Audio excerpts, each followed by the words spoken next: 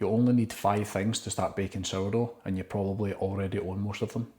Don't think you need fancy equipment to get started. So let's get into it. Here are the 5 essential tools you need. Essential 1, digital scales. You can measure ingredients with cups or even by estimating weights. But if you buy one thing, make it a digital scale. Baking is all about consistency, and weighing your ingredients instead of measuring volume by cups gives you reliable results every time.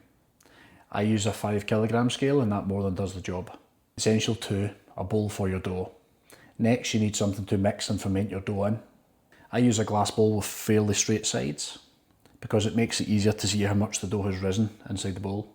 But honestly, anything works. A glass bowl, a mixing bowl or plastic container, or anything like that you have lying around in your kitchen. Essential number 3, a proofing basket or a loaf tin alternative.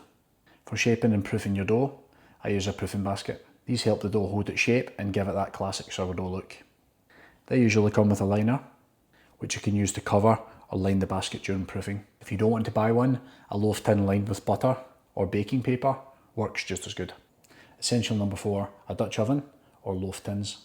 For baking, I use a Dutch oven, which traps steam and gives you great oven spring and a really nice crust. We were gifted this 24cm Le Creuset and I use it every week. But you absolutely don't need one. Loaf tins work really well. You can even place one tin over another during baking to trap steam and get excellent results. If you're using a Dutch oven, you'll also need baking or parchment paper or a silicone sling to transfer the dough into the hot oven. You want to be able to get the bread out the pot and preferably without melting your hand off. Essential number 5, a bread lame. Finally, a bread lame for scoring your dough. This helps the bread expand properly in the oven. Some people try and use a knife, but a bread lame is much easier and they're pretty inexpensive. Everything else is optional.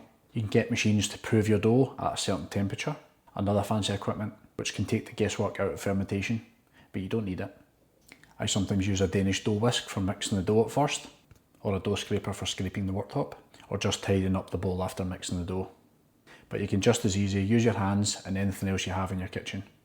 So you can buy fancy equipment, and some of it is nice to have, but with just these 5 things, you can make excellent sourdough at home without spending too much up front. I'll link the equipment I use in the description. Those are affiliate links, so I receive a small commission if you were to buy something, but it doesn't affect what you actually pay. And they're the tools I use every week. If you're ready to bake your first loaf, I've got a cracking cheddar and jalapeno sourdough recipe and full process you can follow linked here. I hope you've enjoyed this video and I hope you subscribe to my channel to enjoy more content in the future.